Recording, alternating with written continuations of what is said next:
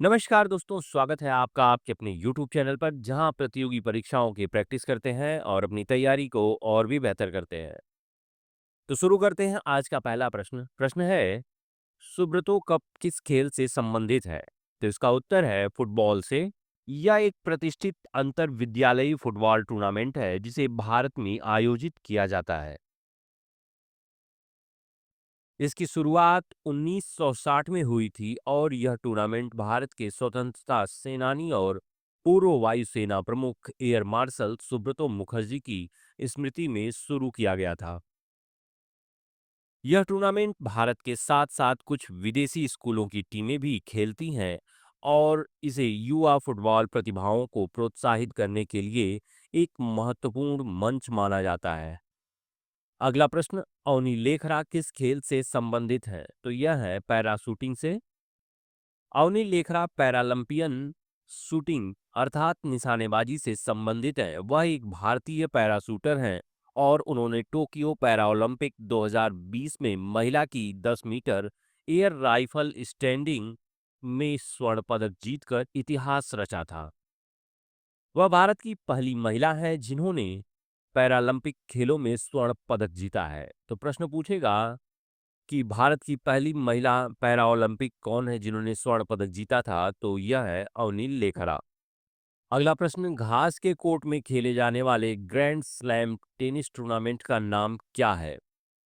इसका नाम है विम्बलडन चैंपियनशिप। घास के कोर्ट में खेले जाने वाला grand slam tennis tournament Wimbledon है। यह विश्व का सबसे पुराना और प्रतिष्ठित टेनिस टूर्नामेंट है जो हर साल लंदन, इंग्लैंड में ऑल इंग्लैंड क्लब में आयोजित किया जाता है। विम्बलडन की खास पहचान इसकी पारंपरिक घास की सतह और सफेद ड्रेस कोड है। अगला प्रश्न, सुल्तान अजलन शाह कप किस खेल से जुड़ा है? तो यह हॉकी से है संबंधित। Sultan Azlan Shah cup hockey खेल से जुड़ा है। यह एक अंतर्राष्ट्रीय पुरुष फील्ड हॉकी टूर्नामेंट है जो मलेशिया में हर साल आयोजित किया जाता है।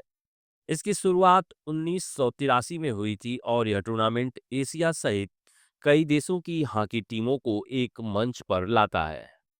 अगला प्रश्न, किस खेल का वार्षिक अंतर्राष्ट्रीय टूर्नामेंट श्रीलंका ग्रेट जकी कप है? Ice hockey.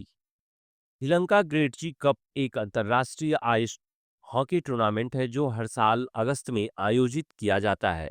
यह टूर्नामेंट विशेष रूप से अंडर 18 आयु वर्ग के खिलाड़ियों के लिए होता है और इसे कनाडा, चेक गणराज्य और स्लोवाकिया की हॉकी संघ द्वारा आयोजित किया जाता है। इस प्रतियोगिता की शुरुआत 1991 में हुई थी। यह विभिन्न नामों से जानी जाती रही है, जैसे कि Phoenix cup, Pacific cup, Nations cup और इवान श्रीलंका मेमोरियल टूर्नामेंट। 2018 में इसे प्रसिद्ध कनाडाई खिलाड़ी वेन ग्रेटजी के सम्मान में श्रीलंका ग्रेटजी कप नाम दिया गया। अगला प्रश्न, श्रीकांत कदम्बी किस खेल से संबंधित है? तो यह है बैडमिंटन से संबंधित। श्रीकांत किदम्बी बैडमिंटन खेल से संबंधित है। वह भारत के शीर्ष पुरुष बैडमिंटन खिलाड़ियों में से एक हैं और उन्होंने कई अंतर्राष्ट्रीय टूर्नामेंट में भारत का प्रतिनिधित्व किया है। वर्ष 2017 में उन्होंने 4 सुपर सीरीज खिताब जीतकर इतिहास रचा था। वह वर्ल्ड चैंपियनशिप 2021 में रजत पदक विजेता रहने वाले पहले भारतीय पुरुष बैडमिंटन खिलाड़ी भी बने। अगला प्रश्न है, अश्वनी पोनप्पा का संबंध किस खेल से है? जिनका संबंध है बैडमिंटन से। अश्वनी पोनप्पा भारत की एक प्रमुख बैडमिंटन खिलाड़ी हैं जो मुख्य रूप से महिला युगल और मिक्स्ड डबल स्पर्धा में प्रतिस्पर्धा करती हैं। उन्होंने अंतर्राष्ट्रीय स्तर पर भारत का प्रतिनिधित्व करते हुए कई महत्वपूर्ण उपलब्धियां हासिल की हैं। वर्ष 2010 राष्ट्रमंडल खेलों में ज्वाला गुट्टा के साथ मिलकर स्वर्ण पदक जीता था। अगला प्रश्न, ASCII का पूर्ण रूप क्या है? उत्तर है American standard code for information interchange. यह एक कैरेक्टर इनकोडिंग स्कीम है जिसका उपयोग कंप्यूटर और अन्य डिजिटल उपकरणों में टेक्स्ट को स्टोर और एक्सचेंज करने के लिए किया जाता है। इसमें कुल 128 कैरेक्टर्स होते हैं, जिसमें अंग्रेजी अक्षर कैपिटल ए से जेड और स्मॉल ए से जेड अंक और 0 से 9 तक विराम चिन्ह और कुछ कंट्रोल कैरेक्टर्स शामिल होते हैं। अगला प्रश्न, वह कंप्यूटर जो डिजिटल और एनालॉग दोनों कंप्यूटर में पाए जाने वाले कार्यों और क्षमताएं प्रदान करता है कहलाता है हाइब्रिड कंप्यूटर। वह कंप्यूटर जो डिजिटल और एनालॉग दोनों प्रकार के कंप्यूटरों की विशेषता और क्षमताएं प्रदान करता है उसे हाइब्रिड कंप्यूटर कहा जाता है। एनालॉग कंप्यूटर निरंतर डेटा को प्रोसेस करता है, जैसे तापमान, गति, voltage. Digital computer discrete data यानी शून्य और एक के रूप में सूचनाओं को प्रोसेस करता है। हाइब्रिड कंप्यूटर इन दोनों का संयोजन है। यह इनपुट को एनालॉग रूप में ले सकता है, उसे डिजिटल में बदलकर प्रोसेस करता है और दोनों प्रकार की प्रोसेसिंग कर सकता है। अगला प्रश्न, कंप्यूटर की स्मृति का मापन किया जाता है बिट्स के रूप में। इसलिए कंप्यूटर की मेमोरी या स्टोरेज क्षमता को बाइट्स और इसकी उच्चतर इकाई केबी, एमबी, जीबी आदि के रूप में मापा जाता है। अगला प्रश्न, इंटरनेट में प्रयुक्त होने वाले एचटीटीपी का विस्तार रूप क्या है? Hyper text transfer protocol. Hyper text transfer protocol यह एक प्रोटोकॉल है जिसका उपयोग वेब ब्राउज़र और वेब सर्वर के बीच जानकारी के आदान प्रदान के लिए किया जाता है। अगला प्रश्न, कंप्यूटर और इंटरनेट के डोमेन में यूआरएल का पूर्ण रूप क्या है? Uniform resource locator. यूआरएल किसी भी वेब पेज या इंटरनेट संसाधन का पता होता है जिसे ब्राउज़र में टाइप करके उस संसाधन तक पहुंचा जा सकता है। उदाहरण के लिए https www.google.com एक यूआरएल है। अगला प्रश्न, कौन सी प्रोसेसिंग भाषा निम्न स्तरीय भाषाओं के रूप में वर्गीकृत की जाती है? असेंबली भाषा। निम्न स्तरीय भाषा वे होती हैं जो मशीनों के हार्डवेयर के बहुत करीब होती हैं।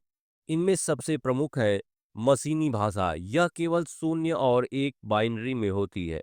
असेंबली भाषा यह मशीन भाषा का थोड़ा सरल रूप होता है जिसमें संकेतों का उपयोग होता है, जैसे मूव, ऐड, सब आदि।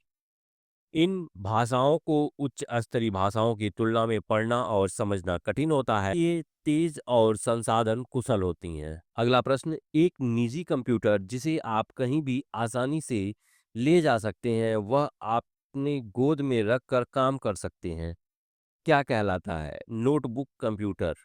नोटबुक कंप्यूटर एक प्रकार का पोर्टेबल, आसानी से कहीं भी ले जाने योग्य कंप्यूटर होता है, जिसे लैपटॉप भी कहा जाता है।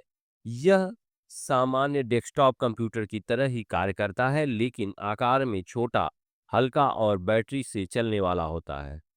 कॉम्पैक्ट डिजाइन, पतला और हल्का। इन बिल्ट स्क्रीन और कीबोर्ड।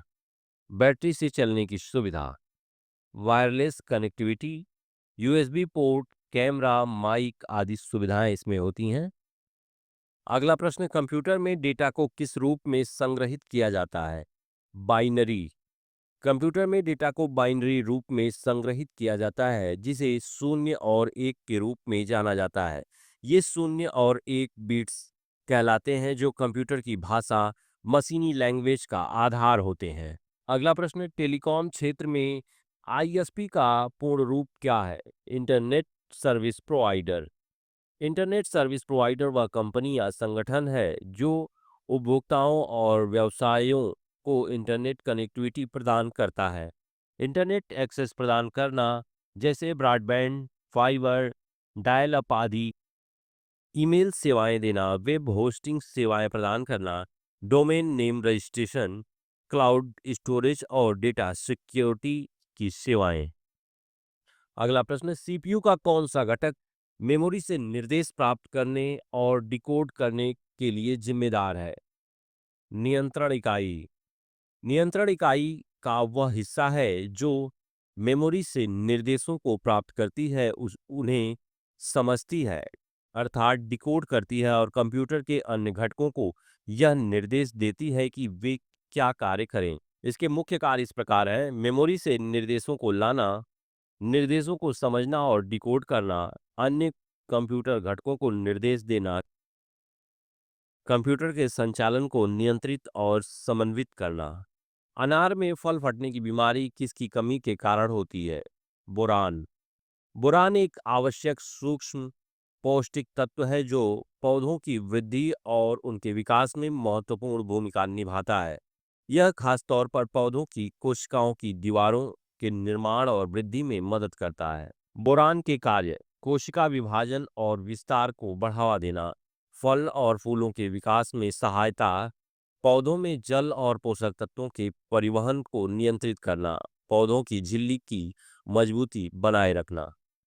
बोरान की कमी के प्रभाव: फल फटना या खराब होना, जैसे अनार में पत्तियों का मुरझाना, जड़ों और कली विकास में कमी, फूलों का गिरना। इसलिए सही मात्रा में बोरान देना पौधों की स्वास्थ्यवर्धक वृद्धि के लिए आवश्यक है। अगला प्रश्न, धान की खेती में फ्लडिंग का उद्देश्य क्या है? रोपाई में आसानी, खेत की मिट्टी को पानी में अच्छी तरह से भिगोकर नरम और गाढ़ा बनाना, जिससे मिट्टी के कण टूट जाए और खेत की सतह चिकनी हो जाए। इससे मिट्टी में घास फूस की वृद्धि कम होती है। पानी खेत में बेहतर तरीके से जमा रहता है, जिससे धान की जड़ें अच्छी तरह पानी और पोषक तत्व प्राप्त कर सके। मिट्टी की जड़ों के आसपास गाढ़ा पानी बना रहता है, जिससे धान की पौधों को स्थिरता मिलती है और फल बेहतर होते हैं। अगला प्रश्न, भारत में कौन सा राज्य सबसे अधिक मात्रा में रासायनिक उर्वरकों का उपयोग करता है? पंजाब। भारत में पंजाब राज्य प्रति इकाई क्षेत्र में रासायनिक उर्वरकों का सबसे अधिक उपयोग करता है। यहाँ सकल फसल क्षेत्र के हिसाब से रासायनिक उर्वरकों की खपत लगभग 190.1 किलोग्राम हेक्टेयर है, जो अन्य राज्यों की तुलना में सबसे अधिक है। उर्वरकों का असंतुलन उपयोग पंजाब में नाइट्रोजन, फास्फोरस और पोटेशियम